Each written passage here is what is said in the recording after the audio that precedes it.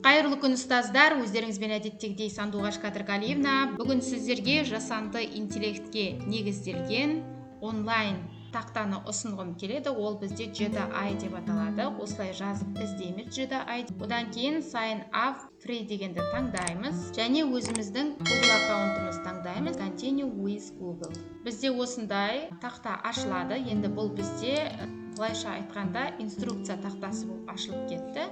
Біз енді жаңа тақта құрамыз. JediAI деген жазудың үстінен басамыз, содан кейін New Workspace дегенді басамыз. Яғни біз жаңа жұмыс тақтасын құрғымыз келеді. Осы жерде бұрын сіздерге ұсынған Classroom Screen деген сияқты тақтаға ұқсас құралдар бар. Мына жерде кәдімгі сызу құралы, түсін қалыңдығын өзгертесіздер мысалы. Былай, мына жақтан түсін өзгертсек болады. Деген сияқты. Осы жерге басқан кезде осы нүктені басамыз, сол кезде неше түрлі тулстар, яғни құралдар шығады, геометриялық пішіндер, сызамыз, және мында тексттер бар, және бірден ол текстті жазамыз да, ол текстті егер осы аймақ қана керек болатын болса, біз осы тексттің үстіне басқан кезде мына жерде скачать батырмасы болады, бірден жүктеп аламыз. Одан кейін бұл жерге өзіміздің дайындап қойған түрлі файлдарымызды әкеліп сала аламыз. Мысалы, бір фотоны әкеліп мен салып жатырмын, баннерді. Міне бірден түседі, ол фотомен де кішірейтіп, үлкейтіп былай жұмыс жасай береміз. Осыны басып тастағанда құралдар мұндағы жиналып қалады. Одан кейін бізде мынау select деген барлығын бізде белгілеп алу, барлық элементтерді. Одан кейін мынаны басамыз. Бұл жерде түрлі иконкалар бар. Егер қажетті деп тапсаңыз, осы иконкаларды алып келіп мұнда қоясыз, үлкейтесіз, кішірейтесіз деген сияқты. Стикерлердің үстінен басып қоясыз. Түрлі иконкаларды жазып іздеуіңізге болады. Одан кейін басасыз.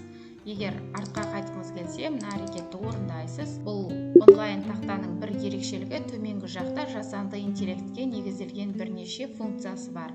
Мына жерде универсал дегенді басамыз, сол кезде мына жерде неше түрлі бөлімдер шығады. Мына универсальный деген сізге кез келген тақырыпта мәтін жазып береді. Құралдардың ішінде арт деген бөлім бар. Осы жерге еш жерде интернетте жарияланбаған ерекше суреттерді жасақтай аласыз. Ол үшін сіз переводқа барып, өзіңізге қажетті бір сөзді жазып аласыз. Мәселен, школа, қазақша жазсаңыз да болады, мына тілді қазақшаға қойып. Мектеп, заманауи ұстаз.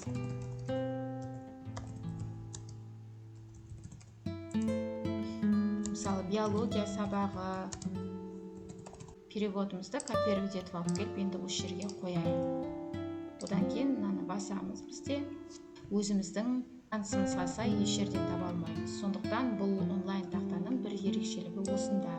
Үлкейтіп, кішірейтіп, егер ұнаса, осылай жүктеп аласыз.